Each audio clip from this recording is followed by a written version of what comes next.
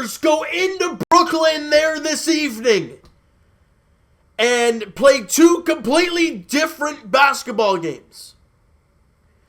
However, they find a way to come away with the 121-102 victory in Brooklyn, New York. The guards, the point guards, oh boy, Freddie VanVleet and Kyle Lowry were absolute money in this game. And let's get to it here. All right, so we'll talk about it early on in the game.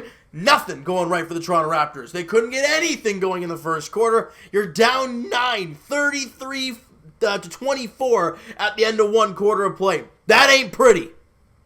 And in the second quarter, Raptors still can't do anything. They can't make shots. The only reason this team is still in this basketball game is because Brooklyn has turned the ball over a gazillion times. But then with about, 4 minutes to go, I'd say, about 4 something to go in the second quarter, in the first half even, Raptors down by 16. I mean, this is a complete disaster. No one's shooting the ball well. Lowry can't shoot anything. VanVleet's stinking the big one. No one can shoot a damn thing.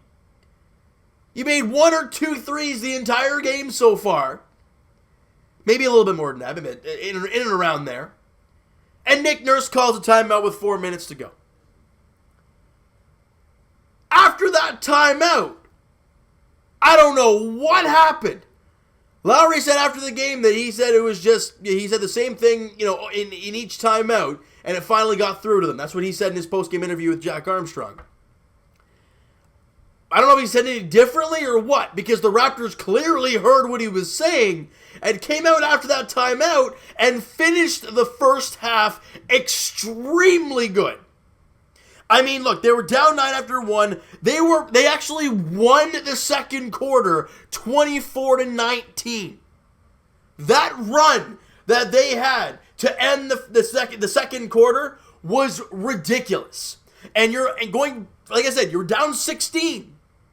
So you're only down by 4 at the break. You're only down by 4. An incredible turn of events. A game that, again, every time I think some Raptor fans grab a single bit of doubt saying, man, we really miss these guys because of the offensive struggles in Miami. Then you look at the early goings in this game, you're like, man, we're really missing these guys. This game doesn't look too pretty. Then a timeout, and then just like that, this team just all of a sudden finds themselves, and they close out the second quarter really, really well. You're only down 4 at halftime, and you have all the momentum going into the break. In the third quarter, Fred VanVleet comes out with a purpose. The reason I say that, you could tell early on in that third quarter that Freddie was here to play. Because he knocked down a couple threes, and we're like, well, we haven't seen much of that in the last couple games. And he actually had a block in this one. There was a monster block in this one. And right there, it just shows you that, Fred's in that mentality of, yeah, I can make anything I'm shooting right now. And that's what he felt. And I think Fred had like 13 or something in the third quarter. He was dominant. And what that did is that allowed the Raptors to score 35 in the third quarter. Allowed only 28. You're plus 7 there. You're plus 3. 83-30. Or 83-80 after 3 quarters of play. So you're feeling fantastic right now. You got all the momentum on your side. You just got to close the game strong. And the Raptors did nothing but that. They did an incredible job closing this game out. Whether it was on the defensive end, whether it was making shots, whether it was forcing turnovers, this team did an incredible job in the second half, running away with this game, because in that fourth quarter, the Raptors score 38. You guys do the math. I'm not good at it. You guys know that. 38-35. It's in the 70s somewhere. That's a big score. After this team scoring, 76 or 74, whatever it was, against the Miami Heat, and you only had, 48 at the end of 2 quarters, and we're like, man, this is not looking too pretty. And at one point, it looked like you were going to get less than 40.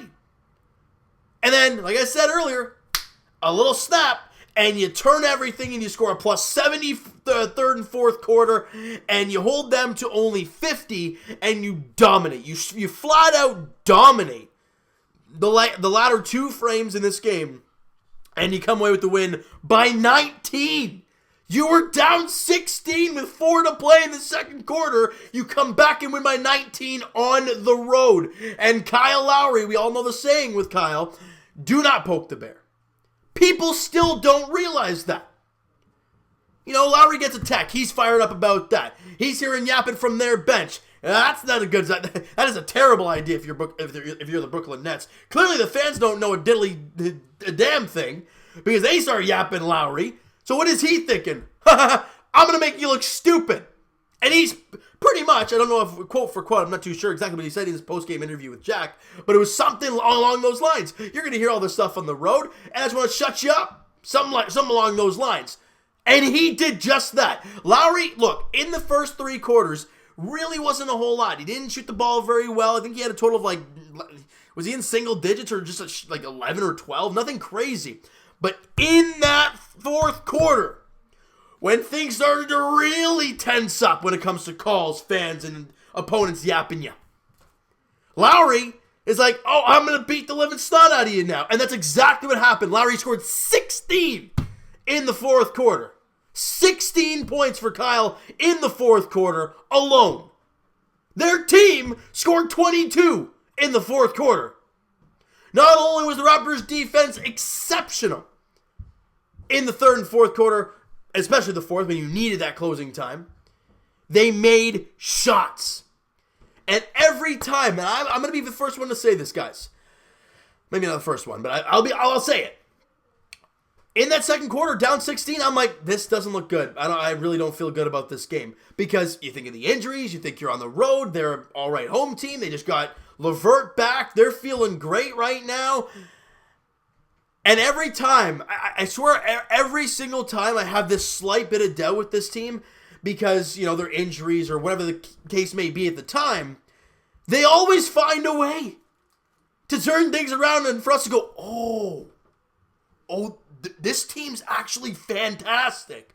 Because against Boston on Christmas Day, you had that happen and we're like, well, I mean, yeah, you're injured, but you lost by a lot. Then you go to Boston, we're like, well, you just got crushed here. You're going to get absolutely slaughtered in Boston. No, the Raptors slaughtered the Celtics. Every time I have some sort of doubt with this team, they like put in my brain, we are champions. We don't go away. And that's what they showed today. The never give up attitude. The never say die attitude. They grind, they fight, they claw, and they find ways to win. Look, Brooklyn's not the best team out there. They're 16-18 now on the year with the loss today. And Toronto's 24-12, which is incredible with all the injuries they've had to deal with all year long, with Lowry and Ibaka earlier, and obviously with the 3 guys out now, actually 4 if you want to include Matt Thomas as well. It's been a really hard time for the Raptors, but they have found ways to win, and it's remarkable to watch. It really, really is. On the road today. And if you guys love betting, they bet against the Raptors. I mean, it kind of makes sense, though. You know, with the way the offense is, the health situation, they get LeVert back, they're at home. You know, everything's kind of pointing towards them. But you can never count out the heart of a champion. You just can't. Because they will make you pay for that. The Raptors in this game, all right, let's get to some stats here. 45% from the field. It wasn't like the 20s and 30s. It was 41% to start the fourth quarter even. 45% from the field, fantastic. 41% from 3. 13 for 32. As I said earlier, they were like 1 for like 13 or something in that, stretch where the Nick Nurse called that timeout in the second quarter. And they just couldn't miss the rest of the way. It was remarkable to watch this team just turn things on a dime. It was remarkable.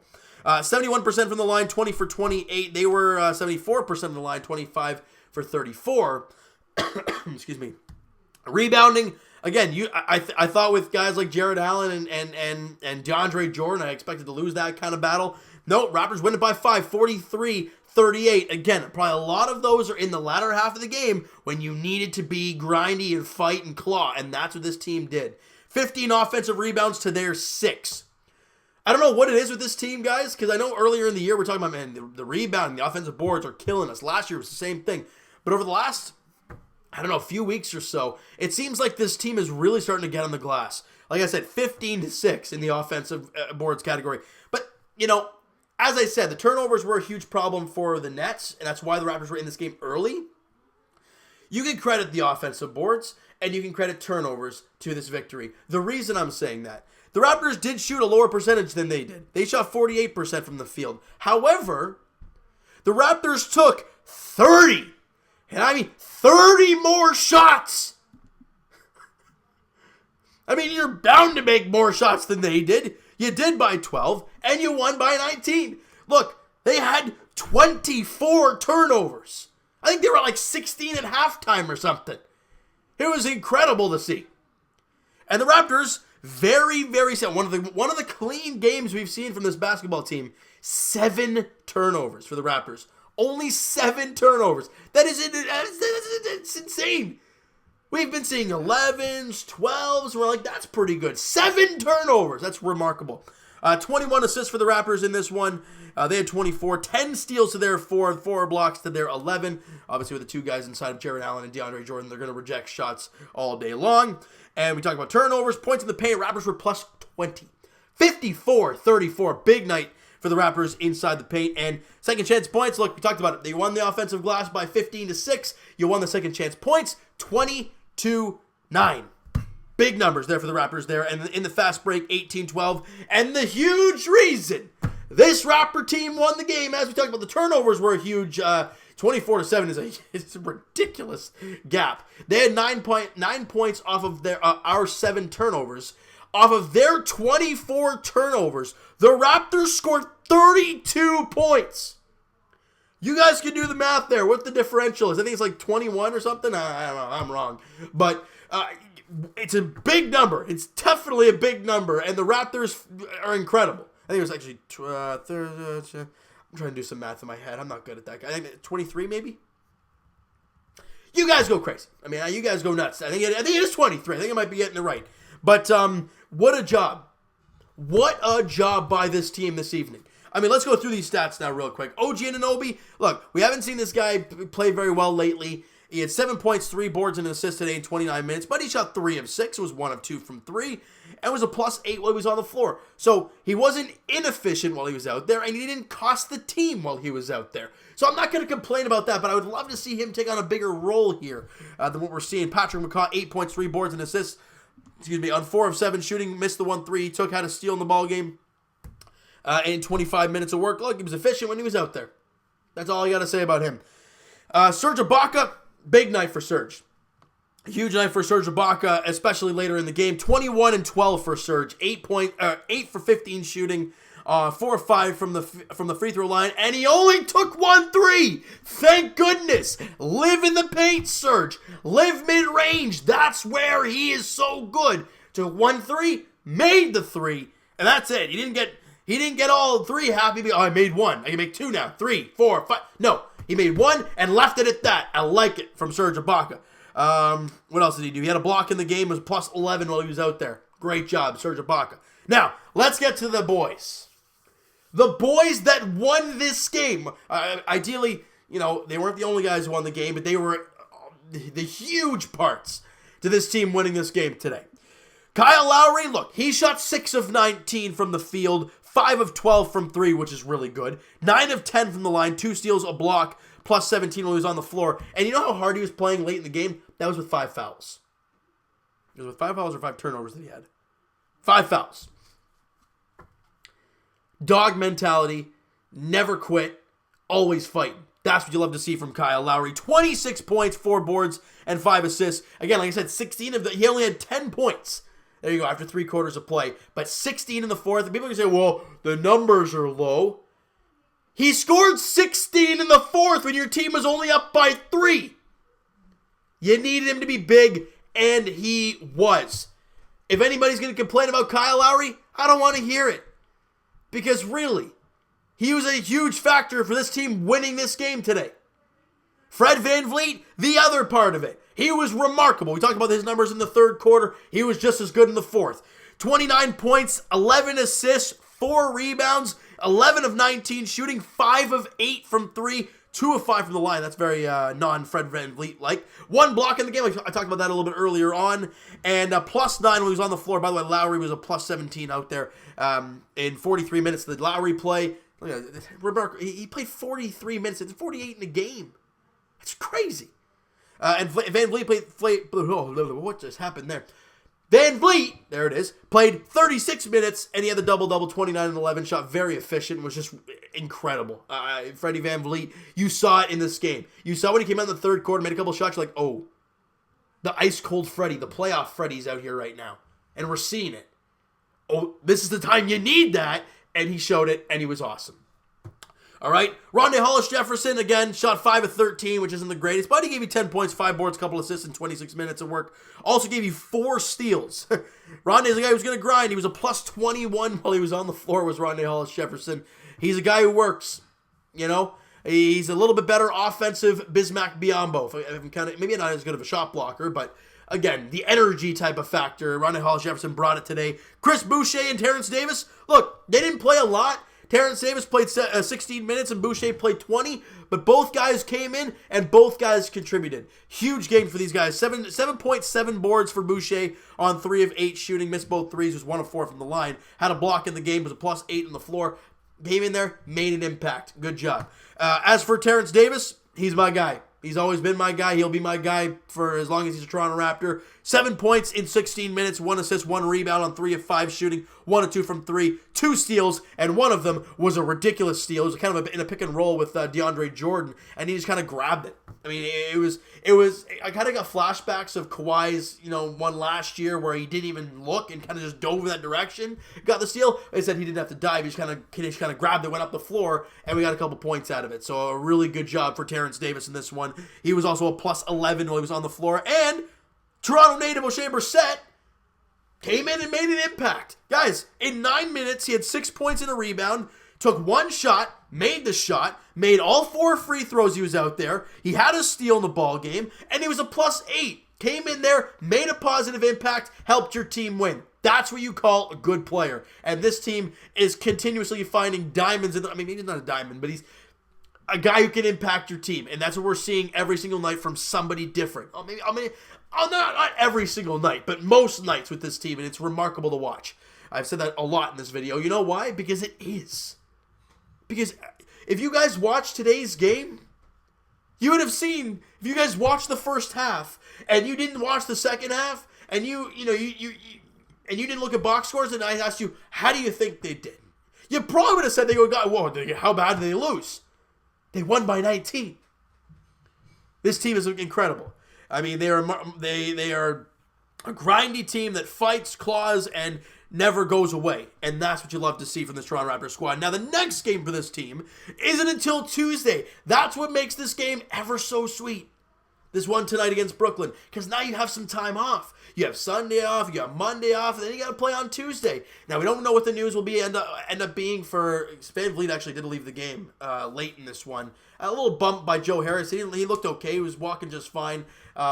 You're up by 18 with a couple minutes left, so you didn't really need him out there anyways. But I hope it's just precautionary and everything's okay for Freddie Van Vliet. But with Gasol, Powell, and Matt Thomas and Pascal Siakam, I may have said the same guy twice there, but you guys know what I'm talking about. Those 4 guys that were injured. We don't know what the status is for Tuesday. Obviously, there's a few days in between, so we might get a little bit of an update here and there. They might start practicing. Who knows what's going to happen? But all we know is that we won today on the road in Brooklyn after being down 16 near halftime. That's what they played like tonight. Champions. Remarkable. All right? Now, the next game, like I'm talking about, is on Tuesday. At home, so they come back home to take on the Portland Trailblazers, 7 o'clock tip-off there at Scotiabank Arena, and we get to see Melo. People get to see Melo for the first time in quite a while here in Toronto. Obviously, Lillard and McCollum. Personally, my favorite player is Damian Lillard. He's always been a favorite of mine. I love the ice-cold mentality that he always plays with. But they're having a really down season, 15-21 on their season. The Raptors beat Portland in Portland when we were there on that road trip without Lowry and Ibaka. Now, you look to repay the favor. Not repay the favor. You look to get the season sweep with Portland on Tuesday, 7 o'clock tip-off at Scotiabank Arena. All right, so you know what, guys? That is going to do it for this one. If you guys enjoyed the video, enjoyed this game today, holy smokes, it's a long video, but I hope you guys enjoyed this one. If you did, smack that like button. Do appreciate that. Hit the subscribe button if you guys have not already. Comment down below your thoughts on the game, your thoughts on the video, what are your thoughts on the Raptors play today. Who is your MVP? I'm going to give a co-MVP because I think that's just, it has to happen. Lowry, Van Vliet. Those are my two guys, no doubt. I think if you guys had to pick a co-MVP, you'd probably do the same thing. But Lowry, Van Vliet are my guys because they were incredible today. They had ice in their veins, both of them. You know, every time they heard a yap from somebody, knock down a three, and then look at them like, you good? Love what we saw today from those guys. Those are my MVPs. What are yours down below? What are your thoughts on this team? And what are your expectations on Tuesday against the Portland Trail Blazers at home? All right. Twitter is down below for myself, guys. Follow up, send me a DM, do all that great stuff. Also, Patreon link is in the description below. If you guys are interested, sign up to that. The link is in the description below, guys. I want to be more active on that for you. I really, really do. But it's up to you guys. If you want to sign up, then I'll be on. Hey, I'll be on there all the time if that's the case. But right now, I only have 2 of you guys, and I would love to have more of you guys on there so we can get, you know, you guys can learn more about me as well in like a quick mentality type of format, and it'd be a lot of fun if you guys are interested. The link is down below. Also, I will talk to you guys Leafs edition a little bit later on, not too much farther from now. 14 minutes to play in the third period. Leafs up 2-0 against the Islanders. Fingers crossed they can come away with that victory there. And as for our Raptors, as we've talked about, their next contest is on Tuesday back in Toronto, actually. Scotiabank Arena, 7 o'clock tip-off. Portland Trailblazers, Melo, Lillard, McCollum in town, taking on the Raptors. Who's going to be in the lineup for the Raptors? We have no idea, assuming those 3 guys are still not going to be. But who knows what's going to happen in the coming days of not playing. And I don't even know what I'm talking about right now. So you know what? That is going to do it for this one. If you guys enjoyed this video, thank you guys so much for listening and watching. Hope you guys enjoyed this flipping video. And we'll talk to you guys on Tuesday.